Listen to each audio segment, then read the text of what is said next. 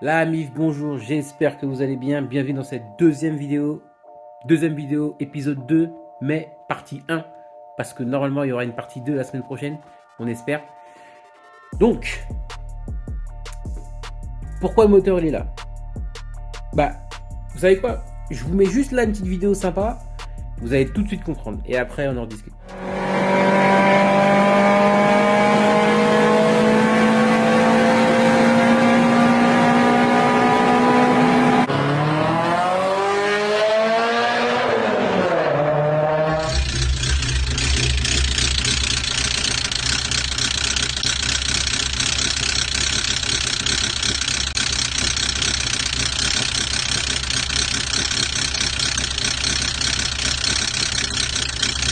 Bon, comme vous avez pu le voir, on est passé, comme dirait l'autre, du coq à l'âne à une voiture qui fonctionne et à une voiture qui claque.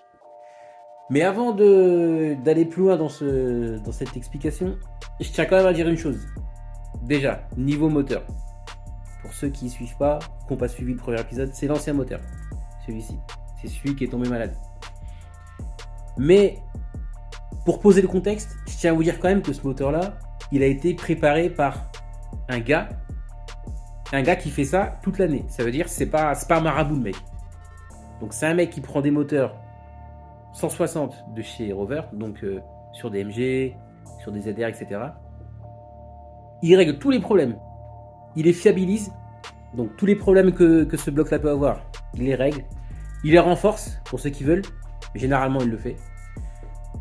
Il s'attaque aussi à tout ce qui est arbre à cam, culasse, joint de culasse, poulie d'arbre à cam. Il prépare le bloc. Voilà, c'est un préparateur en gros. Il est comme ça, il est tranquille dans son garage. Hop, il prend un bloc, il le prépare. Et une fois que le moteur il est prêt, il le met en vente sur le bon coin. C'est aussi simple que ça. Le mec, il en fait 4-5 par an, tu vois. Donc c'est pas un mec qui... Voilà. Tout ça pour dire, le moteur, il est peut-être mort, mais c'est pas à cause de sa préparation. Parce que le mec il touche. C'est pas un charlatan. Donc pour vous parler du bas moteur, ce qui a été fait là-dessus, en renforcé. Donc on a les pistons, les bielles de marque Vossner. On a le vilebrequin qui a été équilibré. On a la pompe à huile qui est aussi renforcée avec une petite poulie derrière à l'intérieur qui est renforcée. Donc ça c'est tout ce qui a été fait sur le bas moteur. Ensuite sur la culasse. Donc on a les soupapes qui sont là, on a les ressorts qui sont renforcés, qui sont en dessous. On a l'agrandissement des sorties d'échappement, donc plus grand que l'origine, poli à l'intérieur aussi. On a eu aussi le travail sur l'admission ici, donc poli aussi et agrandi pareil, mais là avec la calamine on voit pas grand chose, désolé. Je vais vous montrer quand même le dessous de la culasse. Hop, comment c'est fait. Tac. Voilà. Donc là vous voyez, c'est tout ce qu'on voit en noir là, c'est de la calamine. Donc le jour où on va s'occuper de lui vraiment, on verra au démontage s'il y a des surprises ou pas. Mais voilà. Donc ici les plus grosses c'est les soupapes d'admission et les plus petites échappements. Tac. Hop, on repose ça. Ici. Donc arbre à cam. Donc il y a plusieurs modèles. Moi c'est le modèle 285 je crois. Je sais plus où est-ce que c'est doté. Ouais ici. BP 285H. Alors H c'est pour hydraulique, donc pour les poussoirs. Et BP 285 c'est le modèle d'arbre à cam. Il faut savoir que là-dessus, il y a plusieurs modèles. Il me semble que de mémoire sur ce bloc là on va jusqu'à 300. Donc moi en fait j'ai les modèles juste en dessous. Donc il faut savoir plus les arbres à cam on monte dans les chiffres, plus ils sont agressifs. Donc plus ils sont agressifs, plus théoriquement tu peux tirer des watts du bloc. Mais à un moment donné, quand c'est trop agressif, voilà, c'est circuit quoi. Circuit, t'as rien en bas, t'as tout en haut, c'est vraiment du violent. Donc moi j'ai juste là ceux d'en dessous. Et après, au niveau du joint de culasse, donc ça c'est un joint de culasse renforcé, c'est ce qu'ils appellent le joint MLS. Donc c'est un joint en multicouche. Il y a une partie métallique là, et le deuxième il est là, et il est en 3 couches. 1, 2 et la troisième qui est juste là à côté.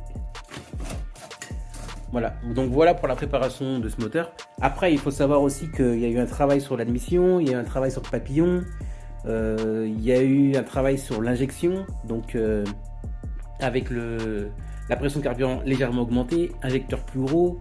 Il y a eu un travail aussi sur la pompe à essence. Donc le tout là, le tout comme ça, théoriquement, je pouvais en tirer 185 chevaux, à peu près, entre 185 et 190. Après, au-dessus, il aurait fallu que j'ai les plus gros arbres, donc les BP 300, et avec une gestion au poil, quoi. Mais sinon, dans l'ensemble, c'est la prépa qui a été faite dessus. J'ai oublié de vous dire aussi, concernant la prépa, comme je vous l'ai dit à demi-mot, il faut une gestion au top pour vraiment tirer le maximum de puissance de tout ça. Moi, sur le véhicule, j'ai une gestion programmable qu'on appelle, de marque Emerald. Emerald, c'est une marque anglaise. Et généralement, c'est ce qu'ils posent sur les Lotus, sur les MG. Des petites anglaises comme ça, c'est une marque qui fonctionne très bien dessus. Et ce bloc-là, il n'était pas gestionné. C'est-à-dire que quand j'ai acheté la voiture, il restait la gestion à faire. Je pense que j'ai fait l'erreur de jamais faire la gestion parce que la voiture marchait bien comme ça. Je me suis dit, ouais, je vais faire la gestion, machin. J'ai regardé les tarots, je me suis dit, bon, c'est vrai que ça pique un peu, on va attendre. Mais en fait, à force d'attendre, je pense que le moteur, il n'a pas aimé. Et ça a dû aussi jouer sur le fait que maintenant, il est un petit peu malade. Et aussi les ruptures. À froid. Et souvent. Non, j'avoue, j'ai les ruptures à froid, les temps de chauffe. J'avoue, j'ai vraiment pas respecté ce bloc. Et de toute façon, voilà, tu respectes pas le bloc, il te le fait payer. De toute façon, c'est comme ça. Tu cherches, tu trouves. En gros, j'ai cherché, j'ai fait le malin, j'ai fait des ruptures, j'ai fait des machins, des trucs. Le moteur me l'a bien rendu. Enfin, bien rendu, entre guillemets. Mais maintenant, voilà, on tire des leçons de tout ça. On sait qu'il faut pas le faire. On le fait quand même parce que c'est plaisant au niveau des oreilles. Mais maintenant, je vous assure que les ruptures à froid, les machins, les trucs, terminé. Bon, maintenant que j'ai dit tout ça, vous allez me dire, et je me pose la question aussi, qu'est-ce que je vais bien pouvoir faire de ce moteur? Honnêtement, j'ai pensé à 3 choses. La première, ça aurait été d'en faire une table basse. Mais pour moi, une table basse, c'est moteur en V direct. Donc V6, V8, V10, V12. Donc la table basse, on oublie. Il me reste 2 solutions. C'est pas le même prix. Donc la première des solutions, ce serait de remettre ce moteur-là dans une Lotus Elise ou Exige. Mais quand je regarde les prix, honnêtement, même en volant à droite, même en Angleterre, ça reste encore hyper cher. Et quand bien même j'en trouverai une dans des tarifs raisonnables, généralement quand les moteurs sont morts, les mecs ils se font pas chier. Ils récupèrent un moteur de MG ou peu importe, ils le refont faire, ils le remettent dans la voiture et c'est reparti. Donc je pense que pour l'instant, on va oublier la Lotus Elise et l'Exige. La troisième solution, ce serait de mettre ce moteur-là dans une MG ZS. Donc il faut savoir que chez MG, ils ont fait pas mal de gammes. MGTF, MGF, MGZR, MGZS, MGZT, MGZTT. Donc il y a pas mal de modèles. Moi, celle qui m'intéresserait pour le swap, ce serait plutôt la MGZS. Refaire le moteur, donc refaire le contrôle de tout ce qu'il y a à contrôler, joindre culasse. Bon bah voilà pour l'histoire de ce petit moteur. J'espère que la vidéo vous a plu. Et n'oubliez pas, la semaine prochaine, on tourne la partie 2. Donc, normalement, on s'occupe de démonter le cartier d'huile pour voir la tête des coussinets, si c'est bien des coussinets qui sont HS ou pas. J'espère que c'est ça, d'un côté. En même temps, j'espère que c'est pas ça non plus, parce que ça veut dire que le vilebrequin aurait peut-être pris un coup. Et là, c'est un peu plus chiant. Mais bon, en tout cas, on va essayer de faire ça pour la semaine prochaine. Normalement, si tout va bien, je la tourne samedi prochain. Et si on se démerde bien pour le montage, elle sera peut-être disponible dimanche. Donc, je vous dis peut-être à dimanche prochain pour la vidéo de la découverte du bas moteur, l'état des coussinets. C'est tout pour moi pour la vidéo. Je vous souhaite une bonne après-midi, une bonne soirée ou une bonne nuit en fonction du moment où vous regardez la vidéo. Et moi, je vous dis, comme tout à l'heure, peut-être à la semaine prochaine. Allez, ciao!